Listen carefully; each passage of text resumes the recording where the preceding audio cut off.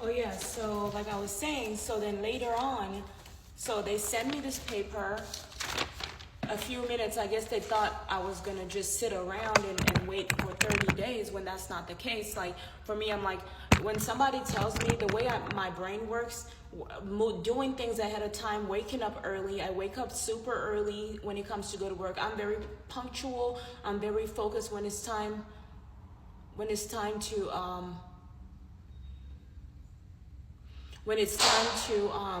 when it's time to move, to go to work, to do specific things. I do things ahead of time so that last minute, I'm not panicking at the last minute. It's the only smart thing to do. And in order to get those things done, you literally have to be by yourself, because when you have people that are not on the same mindset, that are not in the same speed as you, they're going to distract you and you're going to always be running behind. It's the stupidest thing to do. I hate panicking at the end. So it's very important to do things ahead of time. So the minute they sent me that letter, they put that letter on my door. I read it. I was hurt. I was like, okay, whatever. Let me just start packing my things. Let me just, because I don't want to wait till later. And they're like, oh my God, you know what I mean? And the room is messy and I get charged for anything, right? So I'm just like, let me just start packing everything up. So I start packing my stuff up. I start donating everything because I don't have anywhere to put any of that stuff. I don't have anywhere to put the stuff. I didn't have my caseworkers were not picking up, or I didn't even call them. My phone was off. You know, everything was crazy. And so I'm just sitting here like, okay, well, you know, there's nothing to do. I have to donate this stuff. I mean, it was some really good stuff. My $400 dryer, because the dryer inside of this building dries super slow. It's how, I guess it's the technique on how they suck up the money and get extra money. Because when you dry that it takes so long just to dry. I don't like that, because it's like I don't have money to pay electric bills like that. Like I can't afford my electric bill to run up. So that little dryer that I got from Amazon, it dries clothes really fast, and that was a really great dryer that I was using. And so another thing is that my little chair, the pink chair I had just bought, it wasn't even a month old, and it was like $149. And I love it because it was super lightweight compared to the chairs that they donated to me that were super heavy. And that chair you can just take apart. You don't have to I wish I would have known that, like that chair you can just take apart. You don't have to carry the whole thing together. I love that chair. If that chair runs out or if it gets too expensive, I can't even get another one. So that really sucked for me, because I'm like, guys, we don't have time for this. Like, this is all the time. This is such a waste of time for me. Like, you know what I mean? Like, I wish I would have gotten this package first and I would have read everything, and then I wouldn't have got rid of everything that I had, because I don't have money to buy new things. That's all the money that I have. Like, you know, when the month comes, I buy my money for groceries. I pay my portion of the rent. I try my best to, I buy laundry detergent, buy some groceries, and then at the end, and buy some toiletries and stuff for, you know, for my hygiene and things like that. And then I don't have any more money at the end of the month. That's all my disability money, right? And so if I have a little extra, I'll buy a few little things, or sometimes I'll like be a little behind on my rent since they give us 30 days, and then I'll just like buy a little couch or buy something. You know, that's how things are working for me. And so I'm just like, damn, like, you know, I don't work. I don't do anything to earn extra money on the side or anything. I'm always content creating, but I don't get paid for it. You know, I do 10 minutes. I mean, I had like an offer, but I don't even know if it's really TikTok. They said it was an offer from TikTok to post a day and make a little bit of money, but you know, I still haven't looked into it because I don't have time to look into it. I don't have time to work for anybody. Like I can do content creating, but we can put in the papers I content create, but it's like I don't know if it's gonna be perfect the way you want it to be. You get what I mean?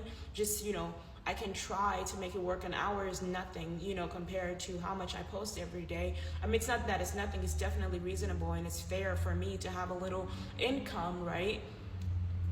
Since I am giving out information anyway. So they send this, and then it's like, oh, so they put a notice. So notice is hereby given that within 30 days after service upon you of this notice, you are required to quit and deliver up possession of the premises to the undersigned owner or its agent, or the undersigned owner will institute proceedings against you to recover possession of said premises. You are being served with this notice because you have, it says, because you have committed nuisance at the premises in violation of section 20 of the written lease by which you hold possession of the premises. The date, place, and circumstances of the above mentioned violations are as follows. Now, none of this is like, I haven't read, like, I've read the lease. None of this says in the lease that it's not supposed to be done. You can't put up a poll. I didn't put up a poll. I was putting it together so I can see if it works right away before I take it upstairs, because I was thinking I was just gonna return it to UPS if it didn't work. Like, I had already put, like, I'm not gonna use it or whatever. And so I was like, let's open this box before we even go upstairs, because when you are a person with a disability, going back and forth is gonna make things worse. Like, I used before, when my disability was even worse, I literally was passing, like, I couldn't, like, it was like I was gonna pass out. I couldn't get in the shower. I was living at Path, and you can even call Path. It was a horrible experience. People were making fun of me because I wasn't taking a shower. People were like, when are you going to take a shower? When are you going to do this? Like, I want to take a shower. Do you think I want to sit here and be dirty? I love taking a shower. I love being clean, because I know when you're clean, you're going to feel better. But I couldn't, because I was hearing voices, and there was something on my body, like they said it was like the mark of the beast or something. Something like my body was about to eat me alive, and I just kept like rubbing it to a point where I couldn't even get in the shower.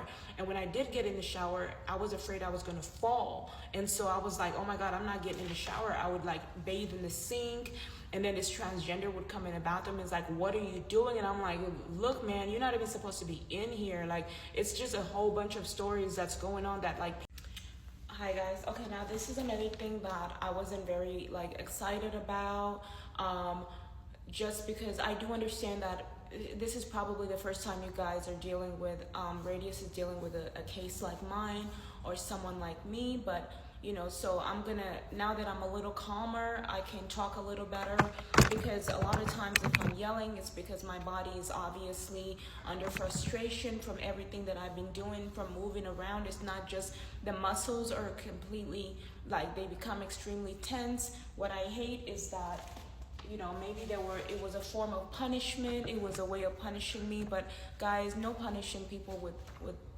disabilities. I don't know.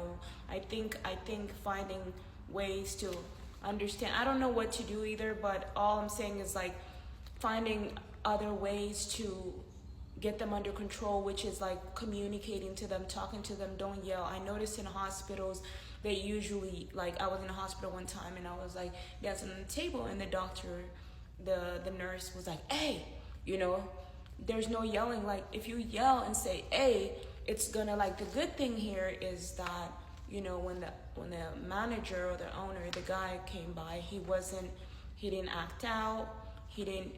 Nobody is acting out. You know what I mean? They come and they talk, and they professionally talk, which is good.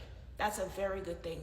Most people in shelters that work, they usually yell, hey, get out, get down from there. Hey, don't do that. That's very unprofessional. That's a horrible way to deal with people that suffer with their mental health. So I do give that to the people that work here, that they didn't yell. They except for Karen, of course. Karen was like, had an attitude where that's not good. Jennifer didn't have an attitude. Jennifer was pretty calm. She was like, you know, you can do this, but you can't do that, which is great. Having a great attitude about something is a great way of communicating to someone that suffers with their mental health, because then you won't trigger them. A lot of people that suffer from their mental health are veterans as well, and they've been through a lot. They've seen a lot. They've been to Iraq. Some of them, you know, just a few things that they've seen at war has made them suffer from PTSD. So these are people you need to really think about and consider before dropping everyone and just dismissing these cases. The government is made it mandatory for people, buildings like this, to allow people to live with Section 8. It's by law that they have to be housed. So therefore, someone like me comes as a warning, or someone to pave a way for them and help you guys prepare yourselves for these situations so that you are ready. You know what I mean? You always want to be ready for any situation, because anything can happen. And when you mistreat that person and they get a lawyer, they can of course sue the company for discrimination, all sorts of things. And for real, and especially when you guys are not ready and you guys are talking the wrong way. And I'm the kind of person that's here to defend them as well, to teach them and show them what to do, by showing them how I survived the situation. And again, it's just like in the hospital. Hospitals release people after a while. They can't be in the hospital for too long. The longest I ever been in a hospital was 3 months, and that was because I didn't have anywhere else to go, and I spent my time there wisely. We had music sessions and things like that. I didn't really necessarily dance because I wasn't in that kind of state of mind at the time. I wasn't like a dancer or a prostitute. I had never been any of those things, so I was still pretty innocent, pretty young, around probably 18 years old, 18, 19, 20 years old. So all the like escorting stages started around, like, I think 28, 29, like around 29 years old is when it really started, like. So and I'm 36 now. So those are things that I just wanted to sort of inform you guys about. So what you guys can do better is just be ready. Like, I want you guys to spend all your time to figure out what you're going to do. When you spend a lot of time discussing other matters, things from home, those things are not important. When you get hired to work for a company, you're on the clock, so you're working for the company. You're not working for your best friend. You're not working for yourself. It's okay to share a few stories, but when you sit there and have full-blown conversations, when there is so much work to do, the company's like, well, what did I pay you for? There is people out there that are looking for this very position that you're in, and you're wasting that time and the money that the person could be spending on someone else to actually get the work done on you and your friends. I don't want to walk around and see people talking to each other and no work is being done. There is a lot of work to be done here, to the point where it looks like it's not a lot of work that needs to be done, but there is a lot of work that needs to be done. At the pool, somebody can trip. Children can come and start tripping and all sorts of things. I just about to leave the office. Okay. Yeah, all sorts of things. These are things that you guys need to be serious about, right? If this was my company, that's how I think. I'm like, oh my God, this can happen. We cannot afford to lose money off of a lawsuit. That money can go on so much stuff. It can go on school supplies. It can go on donations. There is that money, we can use it for so much, because once it becomes a program, once you build a program, people start to invest. You don't have to do so much. People start to, donate, and they donate to Brilliant Corners, they donate to Section 8, especially celebrities as well. So once they see that the program is well, then they feel like their money is being used well, right? But if you don't show them that your money is being used well by treating the clients, by treating these patients right, you know what I'm going to do? I'm going to go up there and be like, this is how they mistreated me. This is what happened. And that's bad for business. And imagine I become this big important person and you mistreated me, right? And it's not even just me, it's anybody. Anybody could be like, look what happened to Justin. Like, these are all horrible things. Like, and it's like just people are not paying attention. Even some of the richest people are not paying attention. They have so much money, they're not paying attention on safety, and they're not protecting the celebrity. Like, that person's life is in danger. How did you guys allow these things to happen? This is all the stuff that I'm like, are you guys paying attention, right? We need to talk in detail. I don't want to see just celebrities singing. I don't want to see them dancing. I want to hear your full story. Don't be embarrassed. Don't be ashamed. I don't want them to see the negative comments. You don't need those negative comments. You need constructive criticism. You can do better. They need someone to talk to them and let them know. I'm pretty sure they have that, but if Justin is not mentally stimulated, I think it's important to be honest. Don't try to play, and I'm not saying you're playing sick, because I've seen your case and I've seen what you've been through. I don't want you to be okay and play sick just to keep me close. I'm still gonna be here to support you in every way, because I know you're a great person and I know you have a great head on your shoulders. I just don't want you to distract me from helping other people as well. I can't just focus on, it's good to focus on one case, but once that case is done, I get tired of dealing with the same thing over and over. And some of the other clients don't want me to just focus on you. They want me to focus on their case as well. Just like this company, there's a lot of things that I can do to work here.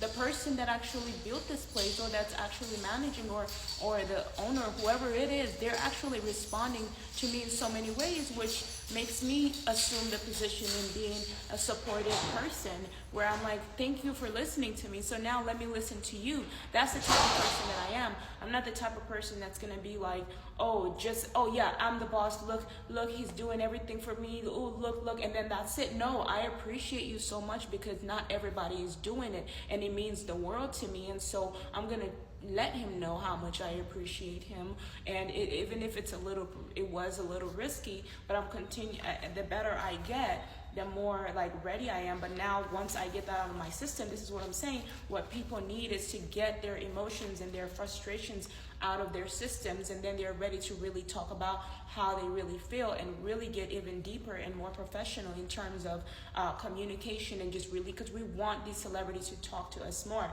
Okay, so what I don't like, and just everybody, right? What I don't, because even people that work here, we want to hear your story. We want to hear what's going on with you, so we can know if you're mentally stable enough and ready to work behind the counter. Because these are serious matters when you're dealing with people. It's very important that you are mentally stable, that you are able to do the work. You are able to work under the pressure. If you can't work under pressure, then you probably shouldn't be dealing with people at all. That's not your job. That's not your part. So, yeah, so the only thing I didn't like is that they put this on my door, and it had me thinking, okay, I have 30 days to leave, and 3 days, blah, blah, blah. And then they put another note on my door later, but after I started already moving my stuff out. And this is going to be a little bit later, because we're running out of time, guys. It's really great for like taking that wide shot picture. It gives that really wide, like, this is what the iPhone doesn't, the iPhone has a really like a smaller angle, but this gives you like that you know, the big professional camera, it gives you that wide angle, which is what I love about it. So it gives you like the entire room. I don't know if you guys should definitely, I think this iPad is a really great investment. It's really helped me, especially with taking the videos. That's what I love the most about it. Like, to make things easier, like as a person with a disability, you have to think smart. You have to definitely have your camcorder on at all times, because there are people that do take advantage of people that have disabilities. Maybe you are trying to be independent. You know, there's a lot of people that pretend, they're afraid that, because especially in the Black community, like, they make fun of people that have disabilities, and so it makes them not get the help that they want. And so these people force themselves to go to work, and they lie on their resume that they actually don't have any disability when they really do. And my sister is one of them, actually, because when I live with her, I can tell she has like a disability because of the way she switches up. And I'm like, and she's like, they just don't want medication. And I'm like, well, you just can't work if you have this kind of attitude, if you like become like, triggered and abusive. And I think that happens when she gets home, but we don't want you to go home and be like this. We want you to go to work, come home, be calm, be collective, ready to go to work the next morning, which is very important.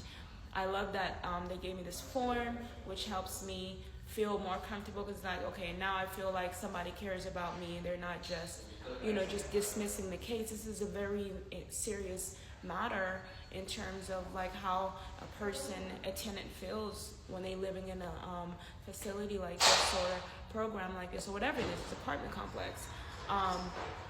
Your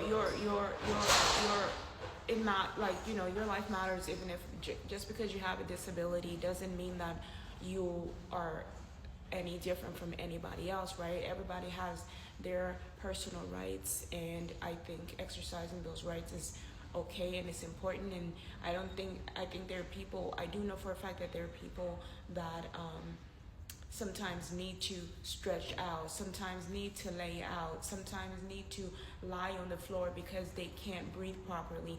These are all things that security and staff need to be trained for. You can't come and say something like, oh, get up, get off the floor, you gotta get off. You can't. The first thing you have to say is, hey, are you okay? Is everything okay?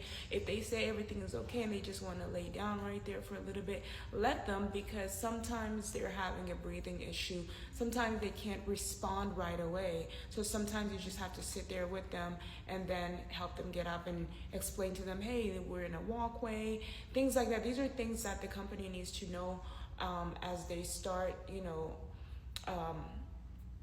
bringing in people that have vouchers, etc., etc. Like, I think it's very important. I'd rather you have a seat than try to make it somewhere and end up passing out. As a person with a disability, I've noticed that a lot of people don't have much sympathy for people with disabilities, and that's not right, because anything could happen to them. And if something happens to them in your hands and you don't do anything to support or to help, then it's your fault, because you have the ability to help, but you refuse to help because you really don't care.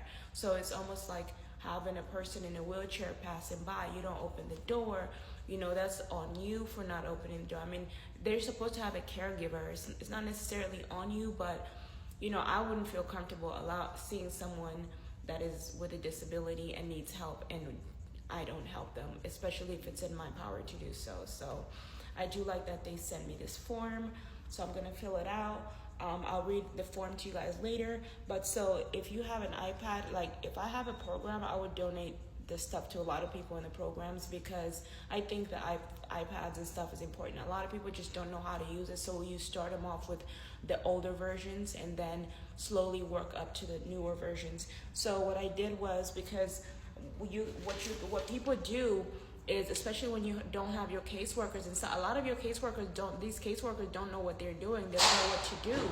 They're just hired because they're desperate. The companies are desperate for someone to work, so they need training, and that's what Deja told me.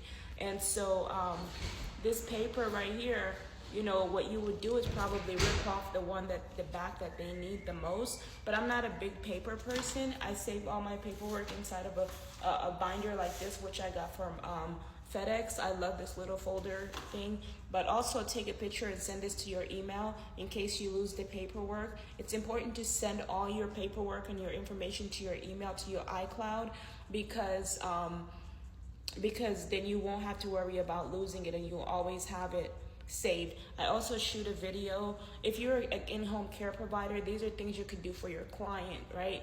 Especially if your client is disabled, without arms, or unable to move, unable to do specific things, simple things for themselves. Like I was talking to, is it Nancy or Susie, the lady with a disability here, and she said it's really hard to write and to fill out this paperwork, and it really is. And that's why an in-home care provider is very, very important, because it was hard for me as well. And I have arms and I can dance, but sometimes.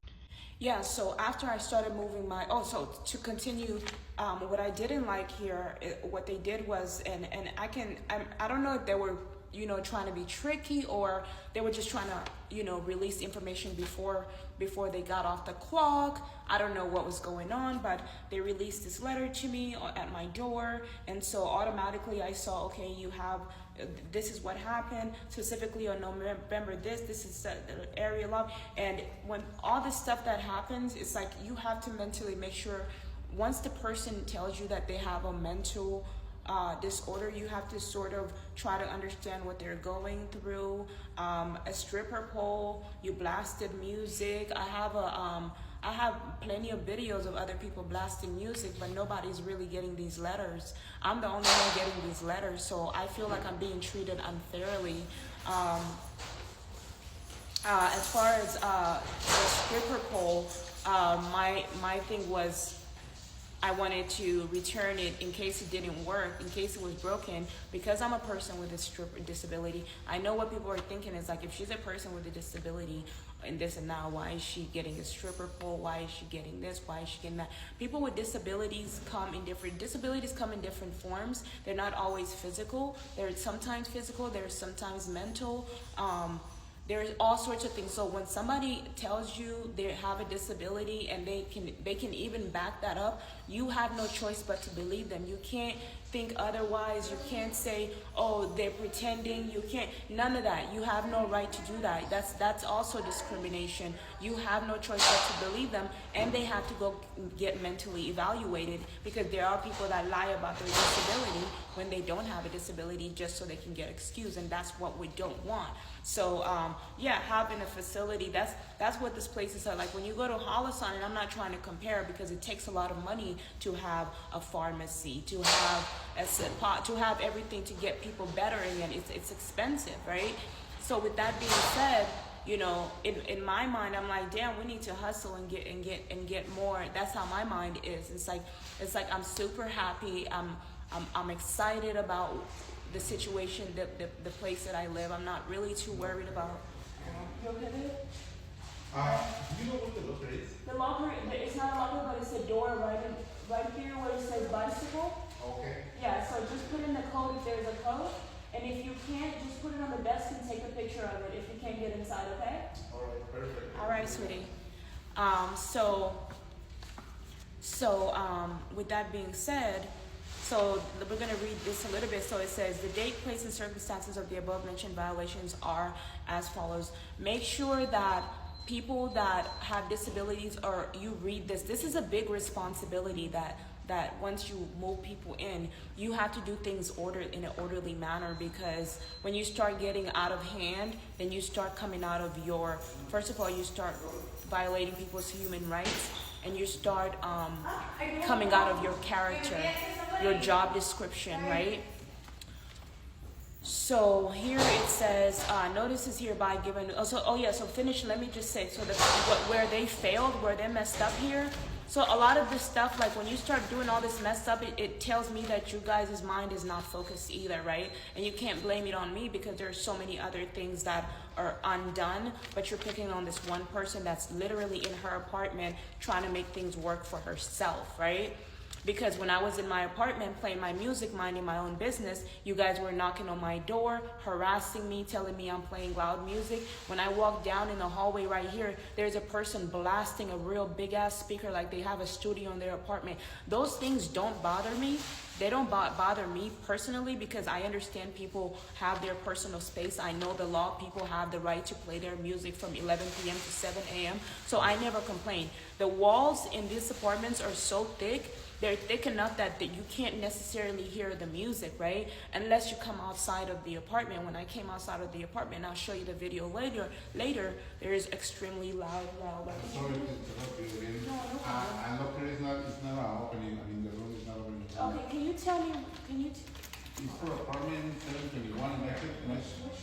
give me the foundation for the 961723. 961723. That's the code we have. Okay, let me get your key. Hold on, please. Thank you.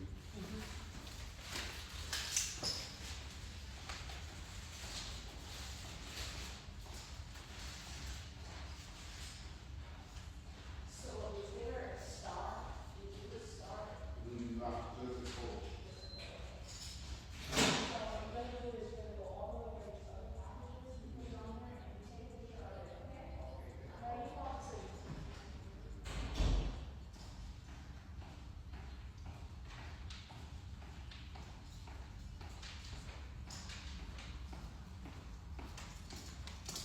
Okay, so that's another thing that I did want to talk about. I did want to discuss is that is the fact that management or whoever is not giving these people the right code. This is like the fourth or fifth time that somebody has tried to open the door and you know, and nobody is and the code is wrong. So you guys are not focusing on the right stuff. You're focusing on things like, oh, she's putting up a poll on the this is not important. This is not, have a nice day. Thank you. I know that this is a little distracting for you guys, but that's not the most important. That's not the most, that you know what I mean? There's real situations. The packages need to be delivered. People need, like, there is so much. People need to get inside, get out, all sorts of things. Hey, how are you? There she is. and I do have to record her because she's one of the ladies that actually struggles getting inside of the building.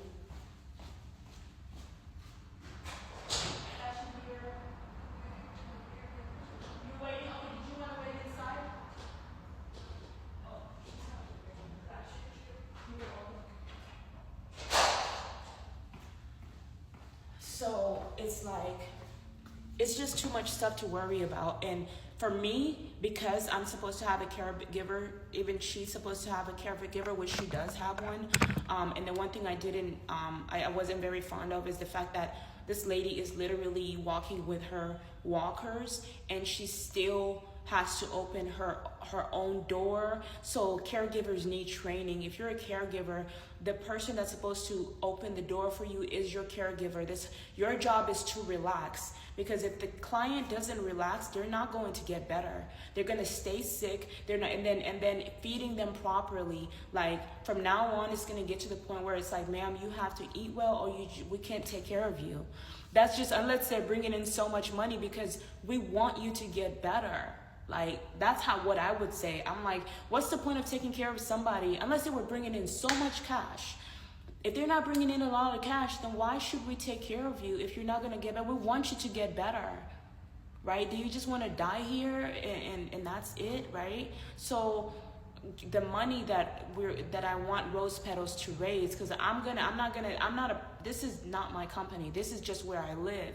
So I had to come up with my own company at some point and be like, Rose Petals, what we're going to build is an apartment complex similar to this, and we're going to have to do it big. We're going to have like massage tables, everything, so people can get better. This is very important. That's how I recovered. That's how I became better. I was like literally just like that. I was having breathing issues. I was having like all sorts of issues. I was on the street. I was like, if I come inside, I'm gonna be put to work, just like this. Like, I'm put to work, and it brings more frustration when you're dealing with other people. And that was the same thing when I was in a shelter. It brought more frustrations because I was forced to deal with people. I was forced to talk to people, and I was like, I don't have time to talk to these people. And so when I was on the street, I didn't have to talk to people as often. I would just sit and mind my own business. Nobody would really talk to me or say anything to me, which helped me rest, right? So what I didn't like is that right after they put just 3 letters on there. And so I'm like, you know what? Let me start moving out now, because I like to plan ahead, right? I like to plan ahead. I had to plan ahead. I don't wait till the last minute to start doing things. That's the type of person that I am.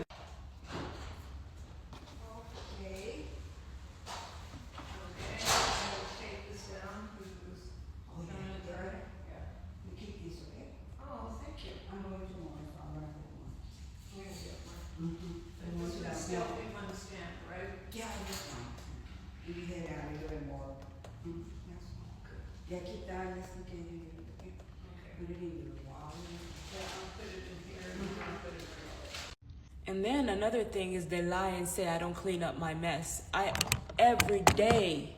You think I'm gonna walk out here with and leave my stuff here and leave my mess here? Half of that stuff could be my cell phone, it could be my watch. I'm cleaning every moment, everything. I never leave anything behind because it could be something valuable.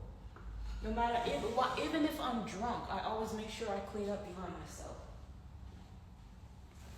Because I try to, when you drink, your brain is trying to challenge itself to say, I can do it. I can do it. Like you're strengthening your brain cells. Because you're like fighting extra hard and thinking more. And you're telling him it.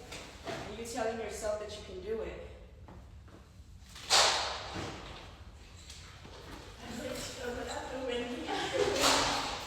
Good to see you.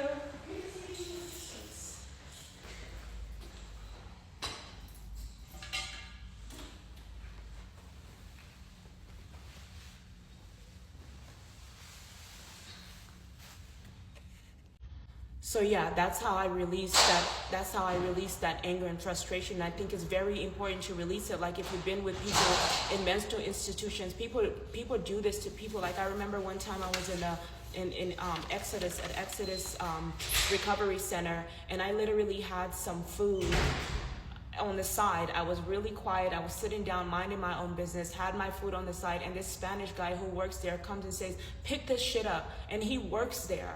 I was like, why are you talking to me like that? He wanted to talk to me like that so I can act out, so they can give me an injection and put me to sleep. These people should not be working there. They should not be working there. And mental patients literally do not have anybody to defend them. Nobody does anything. People sit behind the counters, and these bullies come. They work there and they start picking on the patient, so the patient can act out, so they can have a reason to put them down or put them in the hospital, or you know what I mean? I mean, not in the hospital, so they can give them this, over medicate them with these injections. And people are not paying attention. I'm sitting here, I'm like, wow, I'm observing. You think a woman like me sitting in the hospital, I'm not listening and observing to this? Those patients are gone. I am listening to every single detail and everything that's going on. In my mind, I have a damn good memory. My mind records everything. I have no reason to make a single thing up. I was in those hospitals and I was watching them, and they were doing the same things to me. And I come over here, and these people that work here are doing the same exact shit in a different way. It's the same shit over and over and over. How do we make America great again if these people, they're undereducated? They don't understand human rights. They don't understand that if I'm sitting here quiet drinking a beer, how is what I'm doing wrong? You come, if you're going to come to tell me what I'm doing wrong, come prepared, meaning come with the evidence that what I'm doing is wrong, so I don't even have to argue with you. Don't come with just your words. Come with your evidence. That means you're not doing your fucking homework. Okay, because this is what I'm going to do. I'm going to say, oh, you're doing that? Oh, it's written on here? Oh, okay, this is what we're going to do. I'm going to come out of the office and I'm going to bring the paperwork. Hi, how are you? What's your name? I mean, I know your name. Hi, Sandra. How are you doing? Let's sit down. Can I talk to you for a minute? How's your day? Happy Thanksgiving, by the way. Did you enjoy your Thanksgiving? Yeah, I kind of did. That's how you talk to patients, right? Make them feel calm. Don't make them feel like they're in trouble, you know, because you never know. So I'm a calm patient, but some patients will slap you. I'm serious. You think I didn't get slapped in the hospital before by some patients? Because I was the only one that had it together? This girl came out of nowhere and slapped the shit out of me. And I couldn't even slap her back. I knew better than to slap her back. So you know what they did? They grabbed her and they gave her an injection and put her in bed. Because she was being violent. These people will get violent with you. And if that's what you want, then you shouldn't be working here. Your job is not to make them retaliate and get angry. Your job is to help them remain calm so they can get better. You need to build a trustworthy relationship with these patients so that they can be able to actually get better and show you how to deal with other patients. If you're constantly fighting with every single patient, there are so many patients out there. What are you going to do? Are you going to kill everybody? Because you're going to go to jail eventually, right? So if you're not licensed to murder, to kill, to put people down, you can't just do that. You have to have a license by law. Otherwise, you're going against the government's rights of human rights and all these sorts of things. You can't just attack people in the building. You have to. There has to be an agreement with the police officers, just like with the government. Just like in hospitals, they have that right because they deal with patients and people die every day. People can be dying inside and they're calling 911 for no reason, and they can't even get in. Karen should have came and opened the door for the police. It's not my job to open the door for the police. I didn't call the police, right? So here's another thing. So yeah, so you sit down and you're like, okay, how's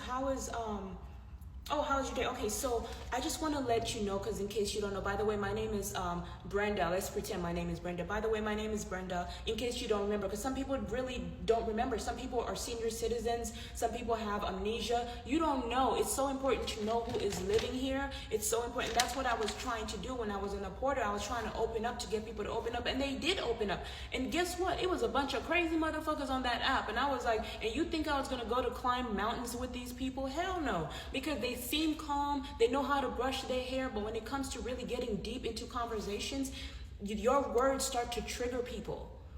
Words are powerful and they make people retaliate. The truth is powerful. And when you're not talking to professional people, you're talking to people that are ignorant, people that don't want to listen to the truth. Like when I was talking to Tony, I'm not trying to insult Tony and saying like she's so bad or ignorant, but she's a little ignorant. It's not a bad thing to be ignorant. You just don't know. Ignorance means don't know. Or even if you know, you're hard-headed. You're stubborn. So it's like I tell you a shortcut and you want to do the long way. So it means you want to disturb people. That means that's psychologically, that's what that says. You want to disturb. You have time to disturb. I don't have time to disturb. If I see a security guard and I'm not gonna lie to them and tell them, oh, I'm waiting for my Uber when I'm not waiting for my Uber. No, I'm chilling here because I live here. She said, why don't you just lie so they can go away? Because then they're gonna come back. I don't want them to come back. He has a job to do. Somebody could be sneaking in the room. So when she said that, I'm like, that's where your mind is? Really, the manager? And you don't want to listen to me? And she said, yeah, because you're wrong. And I have it recorded. And I said, listen, please. I try to be nice and I'm like, I can't argue. I'm not a fucking kid. I'm dealing with real problems. She has a mental issue. Or do you have a mental disorder? If you don't want to listen to people, I listen to patients every day. How do you think I survived off the street? You think I survived by running my mouth? I didn't survive off the streets by running my mouth. I survived off the streets by being quiet and listening. There are times where I did run my mouth because you have to act crazy so they can be scared of you. Sometimes if you don't act crazy, they're going to be like, oh, she's a nice, sweet little girl. Let's go pick on. No, I'm a fucking crazy motherfucker and I'll fuck you up too. And they'll back off. Sometimes you have to do that, but you can't do it all the time. You run out of energy. You spend so much energy yelling at somebody that you could be spending working on making money, panhandling, drawing, figuring out, thinking of a master plan, all those things, right? Use your time and energy wisely. We don't have time and energy to waste. At least if I'm dancing, I'm trying to earn some cash from something, from somebody. You think I wasn't dancing in Santa Monica? I was shaking my ass all in front of the Apple Store. You know how many people were putting money in my fucking pocket eventually? Eventually. Because when you're hungry and you don't have any food and nobody's tipping you, guess what? You start shaking some ass and you get paid. And if I'm upstairs and ain't no food in my fridge and my caseworkers are not picking up, I haven't gotten my Vivitrol injection, I relapse, now I'm drinking beer, I spend all my money on beer because they didn't do their job. Because somebody didn't do their fucking job.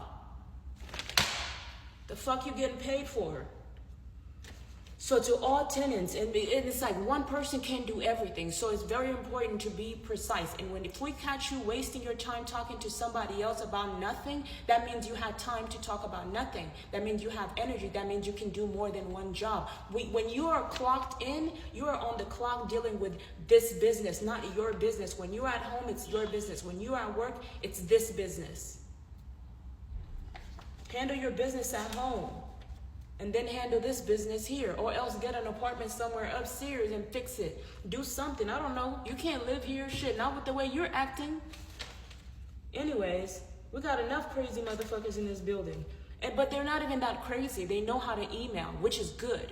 Because we've been in worse situations like shelters where they actually will walk up to you and talk to you. So it's not like the people are just that crazy, but they're oppressing them. That's what they're saying, and I believe it, It's the way, it's the intelligent way of doing it. But you have to be ready to be pressed. If people were pressing me, that's what I'm doing. I'm educating. You think I'm about to break walls and break windows? Instead of breaking walls, breaking windows, I say, fuck this, fuck that. I turn on the camera and I tell you how I feel. All right? And I'm not just talking jibby jabber. I'm talking the truth. And you can definitely pick up a pen and paper and learn from me. This is not my ego speaking. This is just God. The truth coming out. Right? If you guys don't get therapy, you're not gonna get better. If I can come off the street and master this shit, you can sit behind the computer and type a few words. Oh, that's all you're doing though. I know it's a lot, but it's not that much because I've been behind the computer. Maybe your system works differently, whatever it is, but once you learn the computer, it becomes really easy, to be honest. All you gotta do is receive phone calls. That's it. Receive phone calls. Oh, you need rent? Oh, okay, let's go fix this. Let's go fix that. Maybe there's more to it that I don't know.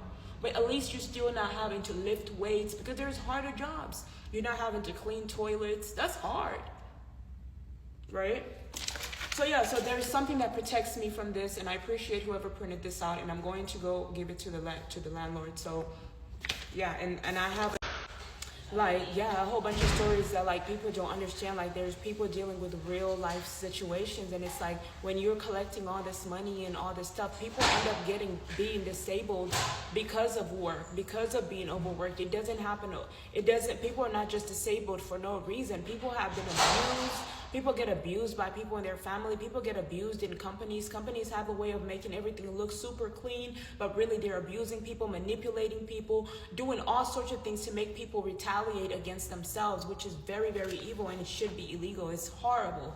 And so I'm over at Path, and you know, I'm like barely taking a shower. I'm hearing voices in my head. It's like the voice of my mother, and she's like trying to kiss on me, and I feel this, they call it a succubus, demonic spirit, a succubus, and it's sucking on my breast and my clitoris, and it's like literally like a real spirit. And I'm sitting here like, what the fuck is this? And when I went to Houston, that's when I learned about that succubus spirit. This black guy told me about it, and I was like, that's crazy. And I started looking it up online, and it's a real thing. You know what I mean? People think it's like just a mental disorder. It's a real thing. And it's like, and I guess, yeah, that's what they called it, the mark of the beast. And it felt like it was a mark, like somebody put something on me and it was going to shut me in. And I kept like rubbing on my neck like this. I kept rubbing on my neck. I kept rubbing on my right here, because it felt like this part of my body was literally like closing up. And I was like, oh my God, this is horrible. This is like getting really bad for me, right? And so I couldn't go to the doctor. I couldn't go, like God was telling me, don't go to the doctor. Because nobody knew what to do. This was God's doing, like God's work. Like nobody would know. Like they would be like, we don't know what to do with you. You can't, I couldn't even let nobody touch me. Like the stuff that was going on is like this was closed. It was crazy. It was really crazy. And in that moment, I literally had to stay calm. I had to stay calm. I couldn't yell. I couldn't move. I couldn't shout. I couldn't do anything, because if one wrong move, I would have been dead. And it felt like somebody tied a bomb to my body, like unbelievable shit. And so it was like I was really in the midst of a war, and it was like soldiers everywhere. It was crazy. It's like, you know, like when people go to war, they don't prepare. They give them food and little snacks, take them to Iraq, and they have to go fight for their lives. And they train you, and then they take you to war, and that's it. And it's good luck. They give you water and these little things, and you go, and that's what soldiers really go through. And this is what I fight for. And I'm like, when I was homeless and I was on the street, I was speaking to a lot of veterans and soldiers. These people are real people, and they fight for you to be here. They fight for you guys to build this company. They die to protect this country, and there's nobody and people take advantage of them when they leave war. Like, you know, the security guard I was talking to right here, he literally was saying police don't do nothing. Police don't do nothing. You haven't seen what the police does, right? You only see the rest. You only see them resting. You don't see that they've been fighting. They're always running up and down. People are always calling the police for no fucking reason. That's all. Like, police could be resting. You know what I mean? They could be taking a break to prepare for real situations, real problems. But when you call 911 over stupid shit, someone drinking beer indoors, what do you think the police is going to say? They're going to say she's not doing anything wrong, because the law is not to have an open container outside, not inside. And there's no rules here that said no drinking in the lobby. You get what I mean? Especially in somebody's home. It doesn't say in the lease, any of that stuff.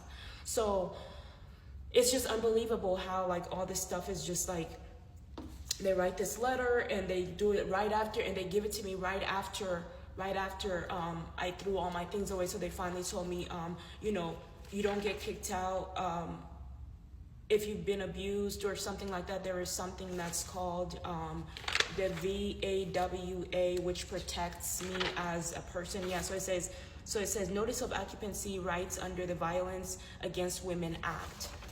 So there is something here that says paragraph use and occupancy of the lease contracts states your occupants and all guests will show due consideration for neighbors and not interfere with, disturb, or threaten the rights of comfort, health, safety, convenience, quiet, enjoyment, and use of the community by us. Hold on. So there's one here where it says safety, convenience, quiet, enjoyment, and use of the community by us, other residents and occupants, and any of their guests, agents, or invites. Comply with federal, state, and local laws, regulations, statutes, and ordinances which are applicable to the premises in your tenancy. California Civil Code 3479 defines nuisance as anything which is injurious to health or indecent or offensive to the senses. So I don't understand what was injurious to the health that I was doing. Was it drinking beer? Because beer is absolutely legal, or indecent or offensive to the senses. And what was offensive? I was in the lobby by myself, dancing, right? And also, if my caseworkers would have been here with me, I probably wouldn't have relapsed and had the beer that I drank, and I would have stayed upstairs. Because if you notice, the whole few months I've been here, I've been quiet after that one last. I haven't been downstairs, and the cleaner would tell you that because she knows I always see her in the morning, right?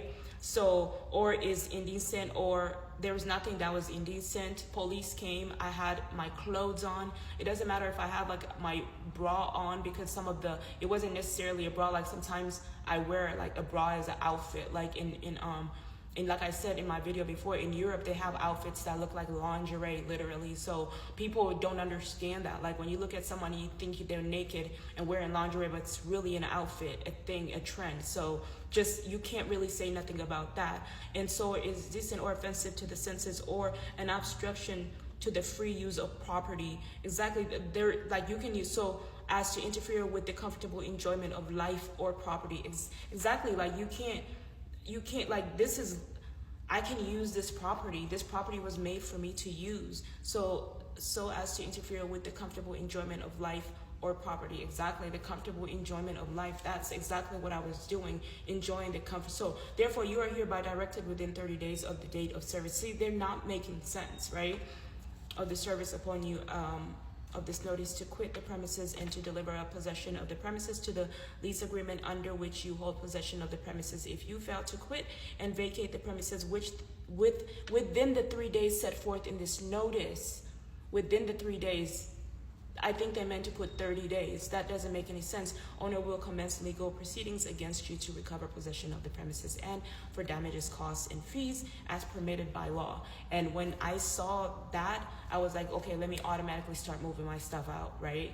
But then it confused me, and it was like 3 days. That's where it confused me, when it said 3 days, but really it's 30 days, and I don't understand that part. So having someone to explain what's going on. What if it's a woman with a disability? People can die in their apartment because you guys are not paying attention, because you guys are busy worrying about this. Like, there is so much, like, you know what I mean? This is me living my life, literally not bothering a single soul, and they come all the way from the office and all the way from this to bother me. They're inside of their own apartment, right? There was a lady that literally came downstairs, and we had a long conversation. It's like, we don't hear any music upstairs. We don't hear anything. Everybody gets in the elevator and they go to their apartment. We don't hear what you're playing here. So it's like, and I understand how they would hear it, because of the fact that it seems like it's like right next to the camera. But other people, it must be them complaining, but it's not the people that live here. Otherwise, they would have to prove it. It could be, but it's not. Like, if it's right here, because how is it in my apartment they're complaining and I'm right here and they're complaining? When I go upstairs, I don't hear anything. And then last night, I hear somebody blasting their music 504. Right? And I'm just like, wow, this is really discrimination, if anything.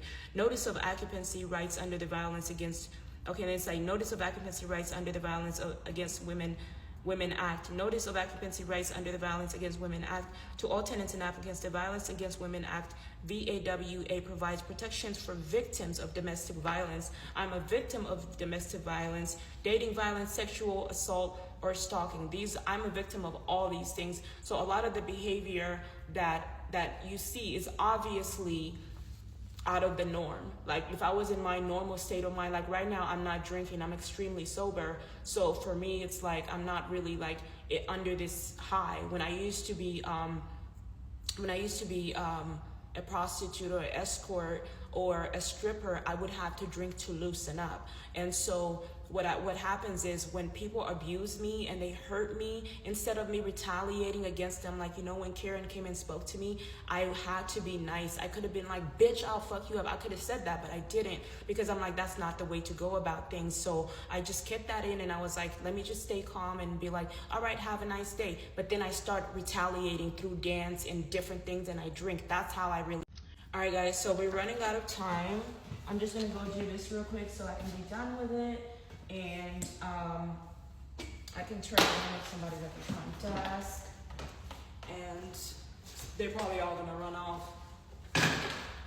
As usual, you know, make things hard for me. And I just pray that we can hire some real professionals. Nothing gets me off better than being around real professional people, business people that are ready to get to work and handle, because these are real life situations that we're dealing with every day. These are no jokes. When people go to war, these people are fighting for you to be here, you know.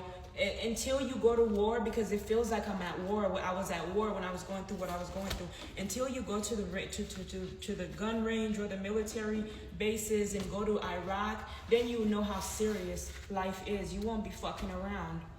You won't even dare go to a club. I used to drink with the soldiers and shit. We would go to the bars in New York City and we'll fuck up some beers all day long, because that's all we got, you know what I mean?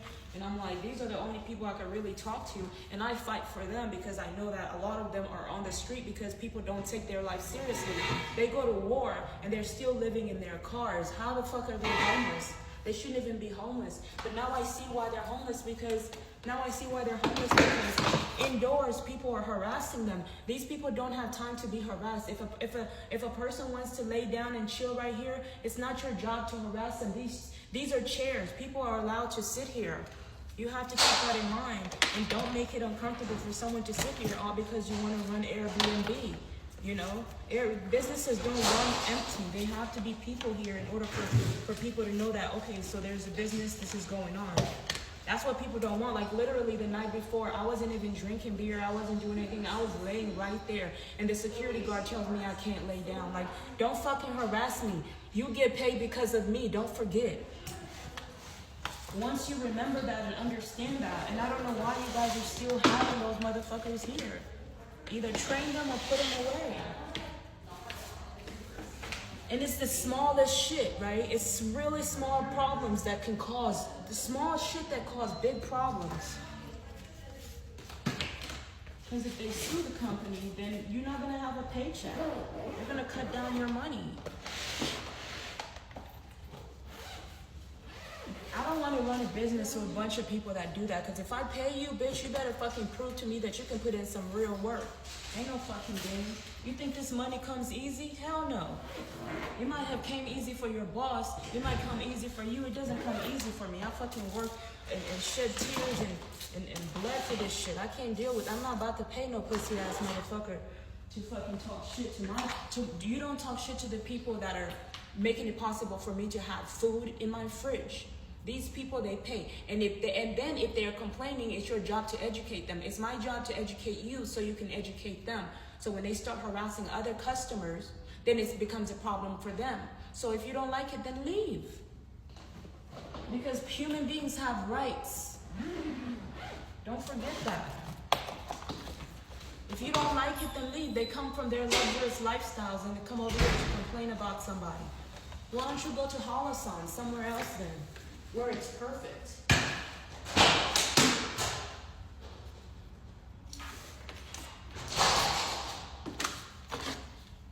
Because they come from high-end buildings, and they come from, maybe they got kicked out by their rich dad, and so they come to this place and they start despising a place like this and say, oh, this place is horrible. And then why are you living here? You're complaining about the smallest things. Then why don't you go? Bye.